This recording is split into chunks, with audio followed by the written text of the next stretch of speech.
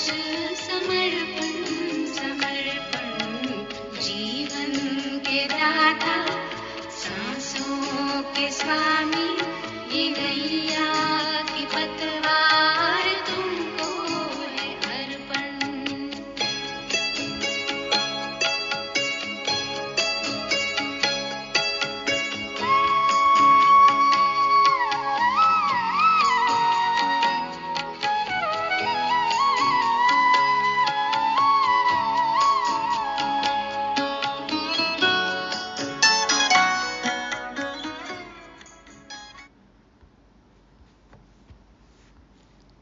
ओम शांति। सभी हिम्मतवान first class अवस्था वाले मास्टर सर्वशक्तिवानों को गॉडली मॉर्निंग। बाबा है जीवन दाता, प्राण दाता, सांसों का स्वामी, भोलानाथ। करते हैं भंडारा भरपूर, हम हो जाते हैं खुशियों शांति से भरपूर। शिव बाबा ही आकर हमें अनार्य से आर्य बनाते हैं, गरीब से धनवान बनाते हैं, नॉलेजफुल और पवित्र बनाकर नई दुनिया के लिए ट्रांसफ़र करते हैं। तो है हमारे जैसा कोई भाग्यशाली? तो हमें क्या करना है? विशाल बुद्धि बनकर ज्ञान स्वरूप योग युक्त धारणा मूर्त बन सच्चा सेवाधारी बनना है। आज है तारीख 30 मार्च 2024। सुनते हैं शिव भगवान वाच।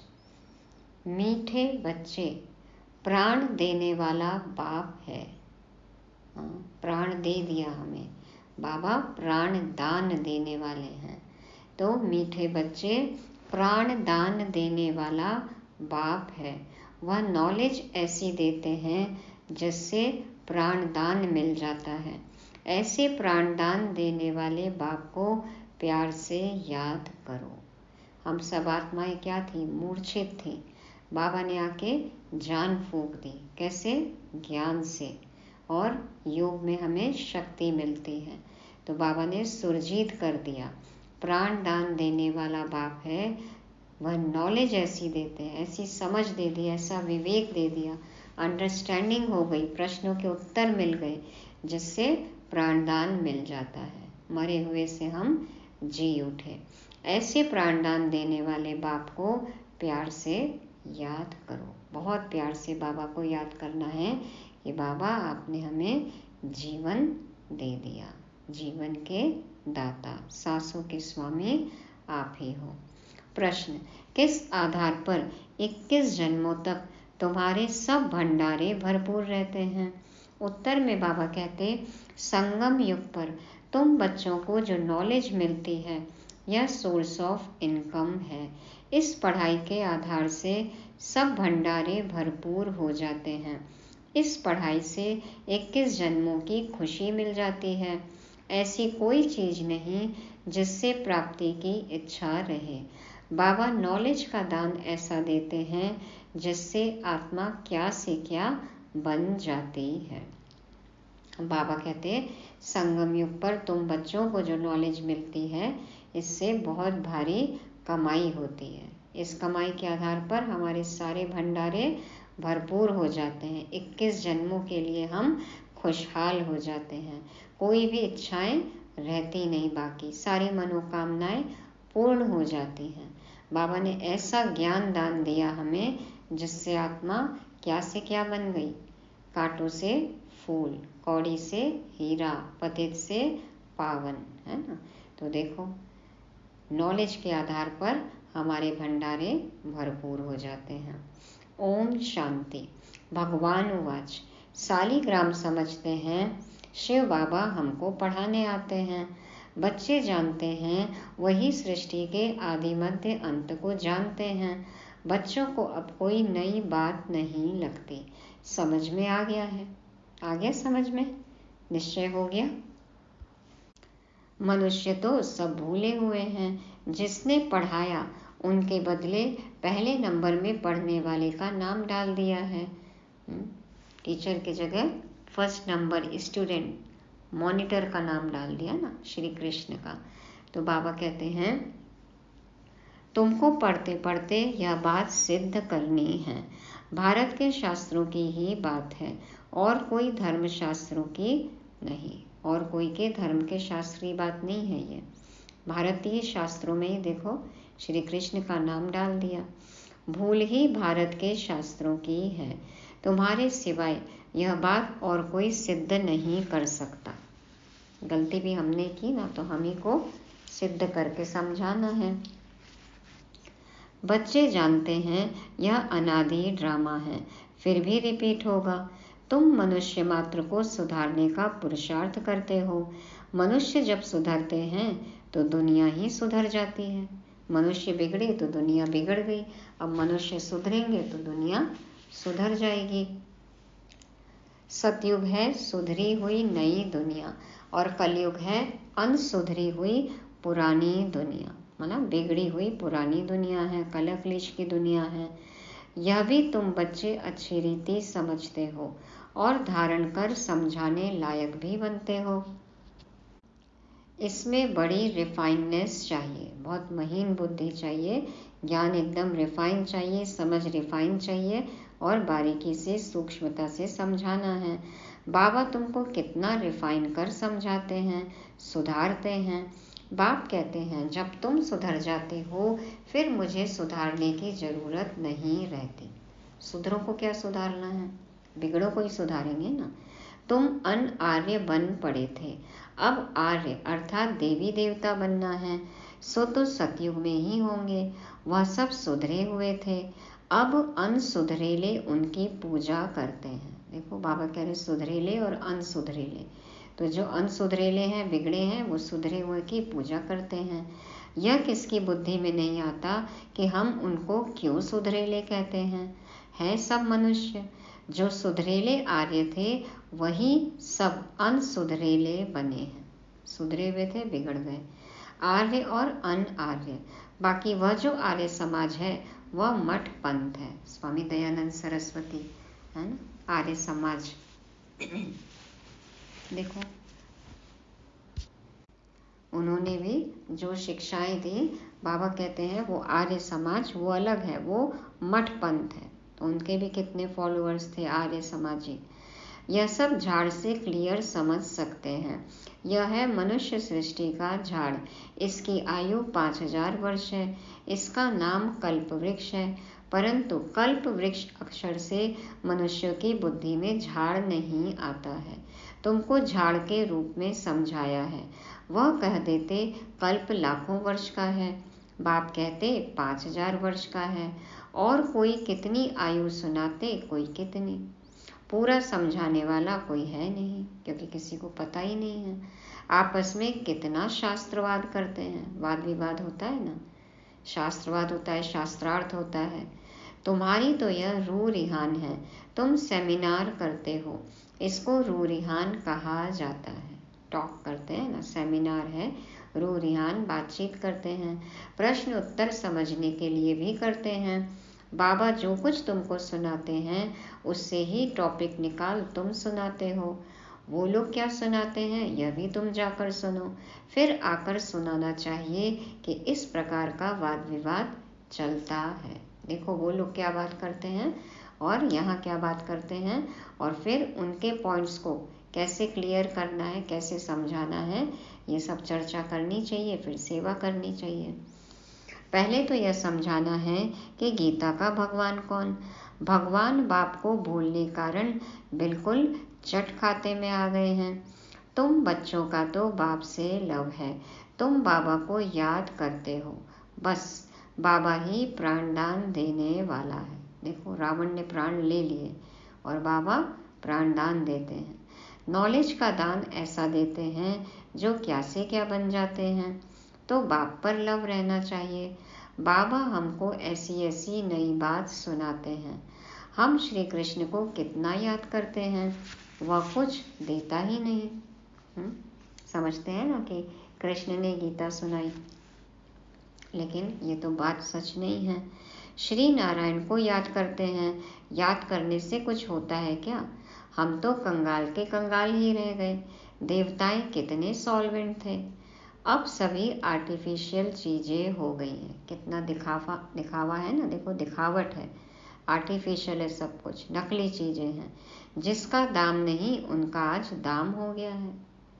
जो कौड़ी के भाव थी पहले, बाबा कहते वो भी देखो कितनी महंगी हो गई है। वहाँ अनाज आदि के दाम की बात ही नहीं। सबको अपनी अपनी प्रॉपर्टी आदि है। कोई अप्राप्त वस्तु नहीं जिसकी प्राप्ति की इच्छा रहे। तो कैसे लेन देन करेंगे?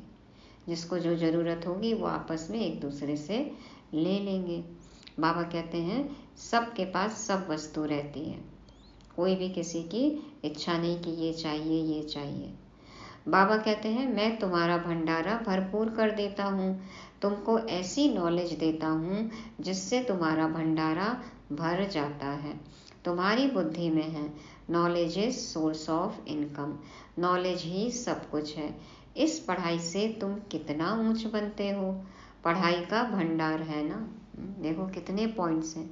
ज्ञान सागर है ना, तो कितने रत्न हैं। बाबा कहते हैं पढ़ाई का भंडार है ना। वह टीचर्स पढ़ाते हैं, उनसे अल्पकाल का सुख मिलता है।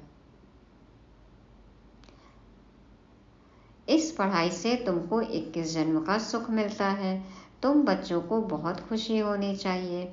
यह समझने में टाइम लगता है, जल्दी कोई समझ न सके। कोटों में कोई निकलता है। आधा कल्प सभी मनुष्य एक दो को गिराते ही आए हैं। चढ़ाने वाला एक बाप है। बेहद की पढ़ाई पढ़ाने वाले के बदले पढ़ने वाले का नाम डाल दिया है। दुनिया इन बातों को नहीं जानती। कहते हैं भगवान उवाच, पढ़ा कर गए, फिर उनका कोई शास्त्र रहता नहीं। सतयुग में कोई शास्त्र है नहीं। यह सब है भक्ति मार्ग के शास्त्र। कितना बड़ा झाड़ है भक्ति की। यह अनेक टालियां न हो तो झाड़ का नाम भी न रहे। झाड़ तो वही ना जिसमें बहुत सारे शाखाएं हो, टालियां हो, पत्ते हो, तभी तो झाड़ कहेंगे। यह सब धारणा करने की बातें हैं। तुम धारणा करते हो। पढ़ाने वाला तो पढ़ाकर गुम हो जाता है। बाबा तो देखो पढ़ाकर चले जाते हैं। पढ़ने वाले आकर विश्व के मालिक बनते हैं। कितनी नई बातें हैं। एक भी बात कोई की बुद्धि में बैठती नहीं है। स्टूडेंट भी तुम सब नंबर वार हो। कोई पास होते, कोई फेल होते। यह है बेहद का बड़ा इम्तहान। तुम जानते हो हम अभी अच्छी तरह पढ़ेंगे तो कल्प कल्पांतर अच्छा पढ़ेंगे। एक बार अच्छे से पढ़ाई कर ली तो हमेशा अच्छे से पढ़ाई करेंगे, अच्छा पढ़ेंगे। अच्छा पढ़ने वाले ही ऊंच पद पाते हैं। नंबरवार सब जाएंगे। सारा क्लास ट्रांसफर होता है। नंबरवार जाकर बैठते हैं। यह ज्ञान भी आत्मा में है। अच्छा व बुरा संस्कार आत्मा में है। शरीर तो मिट्टी है। आत्मा निर्लेप हो नहीं सकती। पाप पुण्य धर्म महान आत्मा ये सब विशेषण लगाते हैं ना, तो ऐसे तो नहीं कि आत्मा निर्लेप है। आत्मा में लेप शेप लगता है, पाप पुण्य लगता है। हाँ, ये बाबा सिखाते हैं कि न्यारा रहना है, किसी भी बात से प्रभावित नहीं होना है। 100% सतो प्रधान और 100% तमो प्रधान कौन है यह भी तुम समझते हो। पहले तो गरीबों को उठाना पड़े, वह पहले आएंगे। गुरुओं के भी अच्छे अच्छे अनन्य शिष्य जब आएंगे तब उन सबकी बुद्धि खुलेगी। खुल रही अब सबकी बुद्धि। सर्वधर्म सम्मेलन होता है, देखो सभी धर्मों के दिग्गज आत्माएं आते हैं, है ना। ऋषि मुनि आते हैं, शिष्यों को भेजते हैं, तो सब आते हैं। धीरे धीरे सबकी बुद्धि खुल रही है। देखेंगे यह तो हमारे ही पत्ते निकलते जाते हैं। यहाँ के जो होंगे वह तो निकल आएंगे। उस धर्म में भी जो चले गए अन्य धर्मों में, तो यहाँ के जो होंगे वो आ जाएंगे। तो फिर वो देखेंगे कि अरे ये लोग छोड़ के क्यों चले गए। बाप आकर नया झाड़ शुरू करते हैं। जो और धर्मों में जाकर पड़े हैं वह सब लौटेंगे, फिर भी अपने भारत में ही आएंगे। सभी भारतवासी हैं ना, पहला जन्म तो सबका भारत में ही हुआ है, भारतवासी ही थे ना। हमारी डाल के जो हैं वह सब आ जाएंगे, आगे चलकर तुम सब समझते जाएंगे। अब बाहर से सबको धक्का मिलता जाता है, सब जगह धक्के खा ही रहे ना, देखो धक्का खा खा के अब सही ठिकाने पर पहुंच गए। जहाँ जहाँ बाहर वाले हैं उनको भगाते रहते हैं, समझते हैं यह बहुत धनवान हो गए हैं, यहाँ वाले गरीब हो गए हैं। कोई दूसरे देश में जाते हैं कमाने तो फिर देखो कहते हैं ना कि बाहर से आके इन्होंने हमारे देश में कमा लिया तो इनको निकालो, टैक्स कितना बढ़ा देते हैं। कहते हैं हमारे देश के नागरिक तो गरीब हैं और ये लोग ज़्यादा अमीर हो गए, तो निकालते हैं, टैक्स लेते हैं। आगे भी न जाने क्या क्या पॉलिसी आ जाएगी सरकार की तरफ से अचानक, क्या करेंगे फिर? हाँ, लौटेंगे सब अपने अपने देश। पिछाड़ी में सबको अपने अपने धर्म में जाना होता है, आखिर सब अपने अपने घर तरफ भागेंगे और मूल वतन में तो सभी जाएंगे। विलायत में कोई मरता है तो उनको भारत में ले आते हैं, क्योंकि भारत है फर्स्ट क्लास पवित्र भूमि। कहते हैं ना हमको अपने देश की मिट्टी में गाड़ना या जलाना, तो फिर देखो डेड बॉडीज को भी लेकर आते हैं। भारत में ही नई दुनिया थी, इस समय इसको वाइसलेस वर्ल्ड नहीं कह सकते, यह है विशेष वर्ल्ड, इसलिए बुलाते हैं हे पतित पावन आओ, आकर हमको पावन बनाओ। भल दुनिया तो यही है, परंतु इस समय दुनिया में कोई पावन तो है नहीं। पावन आत्माएं मूल वतन में हैं, वह है ब्रह्म महतत्व। सब पावन बनकर वहाँ जाएंगे, फिर नंबरवार आएंगे पाठ बजाने। आदि सनातन देवी देवता धर्म का यह फाउंडेशन है। फिर 3 ट्यूब निकलती है, यह तो देवता धर्म है, यह कोई ट्यूब नहीं है। ट्यूब तो कौन से धर्म हो गए? इस्लाम, बौद्ध और ईसाई धर्म, ये तो तना है ना, थुर है। तो बाबा कहते हैं यह कोई ट्यूब नहीं है, पहले यह फाउंडेशन, फिर 3 ट्यूब्स निकलती है। मुख्य है 4 धर्म, सबसे अच्छा धर्म है यह ब्राह्मण धर्म। सब धर्मों में सबसे अच्छा धर्म ब्राह्मण धर्म, इनकी बहुत महिमा है। हीरे जैसा तुम यहाँ बनते हो, बाप तुमको यहाँ पढ़ाते हैं, तो तुम कितने बड़े हो, देवताओं से भी तुम ब्राह्मण बड़े नॉलेजफुल हो। वंडर है ना, हम जो नॉलेज लेते हैं वह हमारे साथ चलती है, फिर वहाँ नॉलेज को ही भूल जाते हैं। तुम जानते हो पहले हम क्या पढ़ते थे, अब हम क्या पढ़ते हैं। ICS वाले क्या पढ़ते हैं और बाद में क्या पढ़ते हैं, तो IAS IM सोल, ICS IC सोल। हाँ, तो हम भी देखो सब पढ़ते हैं, फर्क तो है ना। आगे चलकर तुम बहुत नई पॉइंट्स सुनेंगे, अभी नहीं बताएंगे, एक साथ बाबा सब थोड़ी बता देंगे। हाँ, सरप्राइज, देखो रोज की मुरली में सरप्राइज रहता है। पाठ ही आगे सुनने का है, बुद्धि में रहता है। नॉलेज का पाठ जब पूरा होना होगा तब हम भी उस समय बाबा के ज्ञान को धारण कर लेंगे, फिर हमारा पाठ स्वर्ग में शुरू हो जाएगा, उनका पाठ पूरा हो जाएगा। बुद्धि में बहुत अच्छी धारणा चाहिए। तो बाबा का देखो पढ़ाने का पाठ तो पूरा हो गया, अब तो हम रिवाइज कर रहे हैं ना, अब 1 सेकंड का पेपर कब आ जाएगा पता नहीं। तो बाबा कहते हैं कि उनका पाठ पूरा हो जाएगा। बुद्धि में बहुत अच्छी धारणा चाहिए, सिमरन करते रहो, बाप को याद करते रहो। याद नहीं होगी तो कम पद पाएंगे। बाप को याद करते करते शरीर का भान निकल जाएगा।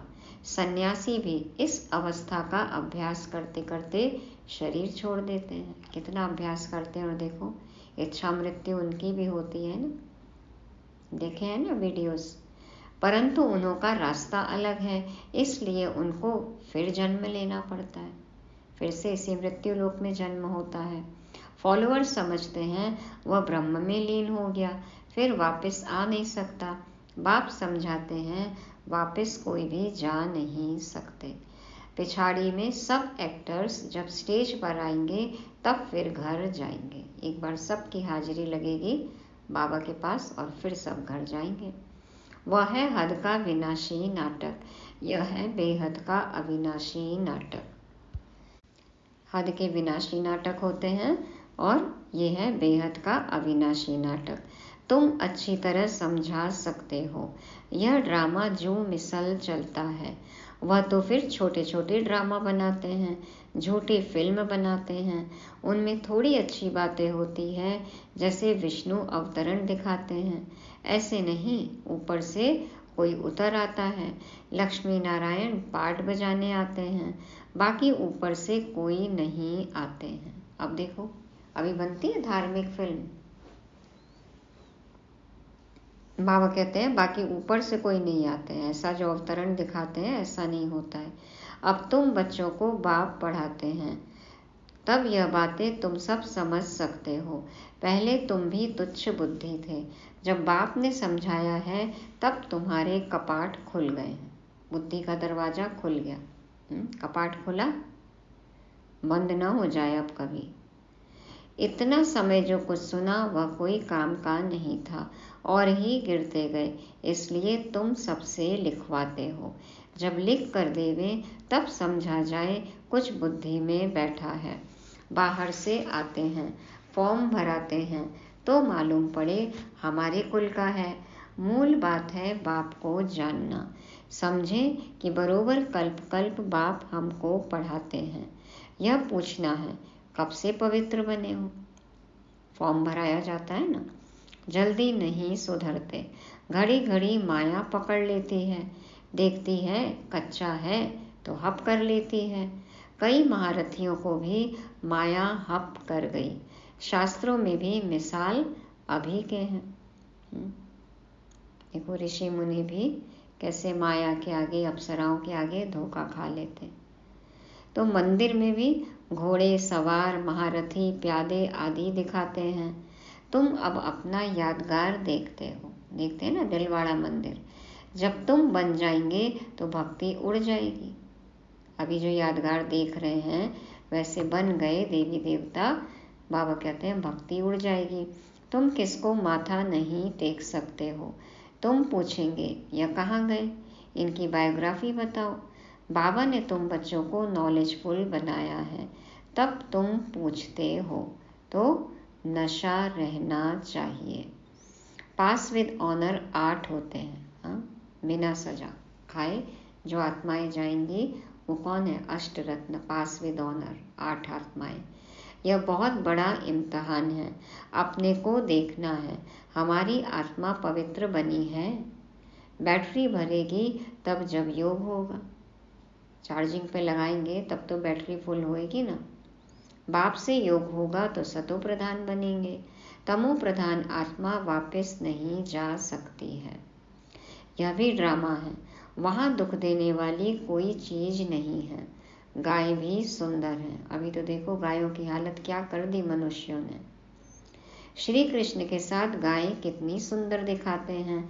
बड़े बड़े आदमी का फर्नीचर भी सुंदर। गाय अच्छा दूध देती हैं, तब तो दूध की नदियां बहती हैं। अब तो देखो उनका भी खून बहा रहे हैं। अब यहाँ नहीं है। अभी तुम नॉलेजफुल बन गए हो। इस दुनिया को तुम तुच्छ समझते हो। इनका सारा किचड़ा स्वाहा होना है, फिर सारा किचड़ा निकल सब स्वच्छ बन जाएंगे। हम अपनी राजधानी में जाते हैं, उनका नाम है स्वर्ग। सुनते ही क्या होता है? स्वर्ग का नाम सुनते ही क्या होता है? डर लगता है, स्वर्गवासी हो जाएंगे। सुनते ही खुशी होती है कि बस अब तो स्वर्ग में पहुंचेगी पहुंचे। अच्छा, मीठे मीठे सिक्के लदे बच्चों प्रति माता पिता बाप दादा का याद प्यार और गुड मॉर्निंग। रूहानी बाप की रूहानी बच्चों को नमस्ते।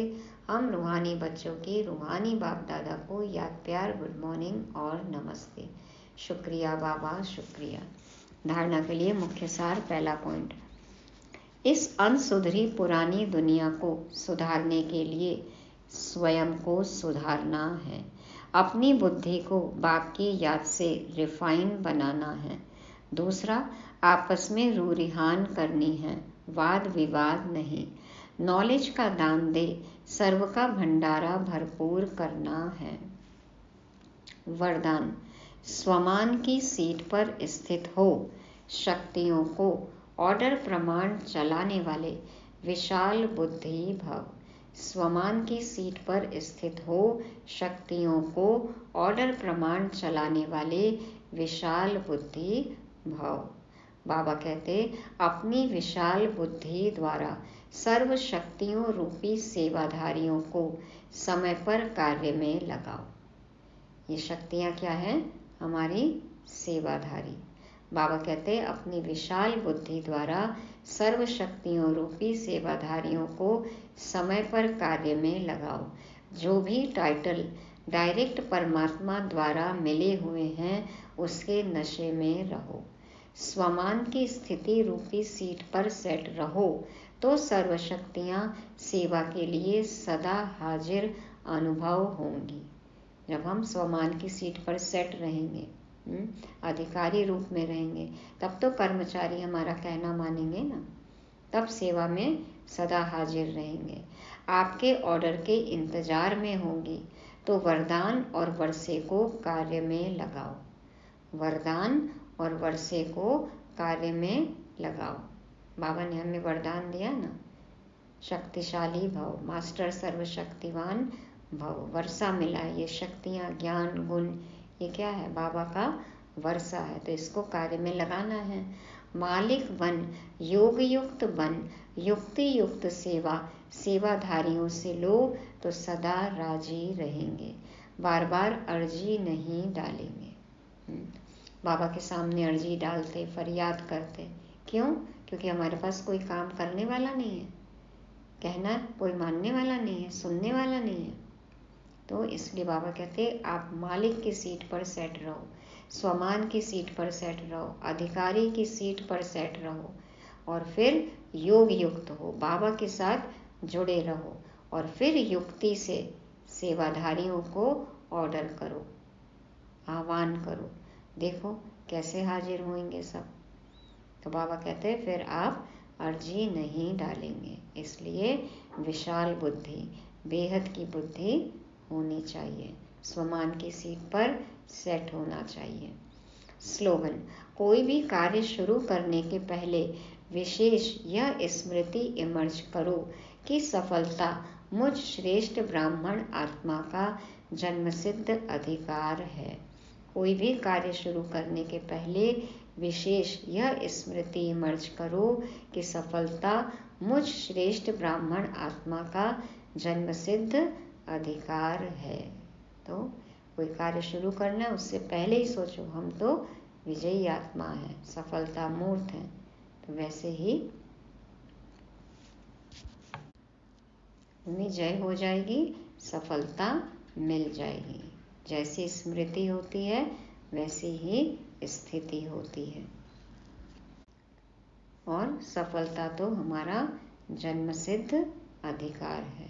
ब्राह्मण बने माना सदा के लिए विजयी। तो ये थी मुरली। रिवाइज करने के लिए पहला पॉइंट, प्राणदाता को प्यार से याद करना है। बाबा ने हमें जीवन दे दिया, प्राण फूंक दिए, तो प्राणदान दिया है। ऐसे जीवन दाता को, प्राणदाता को प्यार से याद करना है। दूसरा, ज्ञान धन मिला है हमें, ज्ञान गुण शक्ति ये सब खजाने मिले हैं, हम कितने धनवान हो गए हैं। तीसरा, आर्य बनना है। अब तक क्या थे? अनार्य थे, अनसुधरे थे, बिगड़ेले थे, अब सुधरे हैं, आर्य हैं। तो आर्य ही बने रहना है, बन रहे हैं ना, आर्य ही बनना है। चौथा, सफलता हमारा जन्मसिद्ध अधिकार है, हम नहीं विजयी तो फिर और कौन। और पांचवा, विशाल बुद्धि, स्वमान की सीट पर सेट होकर अपने सेवाधारियों को, शक्तियों को, कर्मेंद्रियों को ऑर्डर देना है, समय पर यूज करना है। ओम शांति।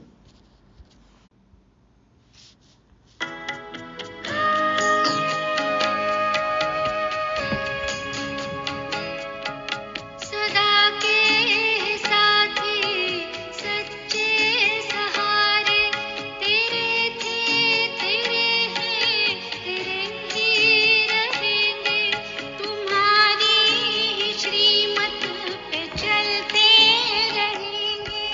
कहीं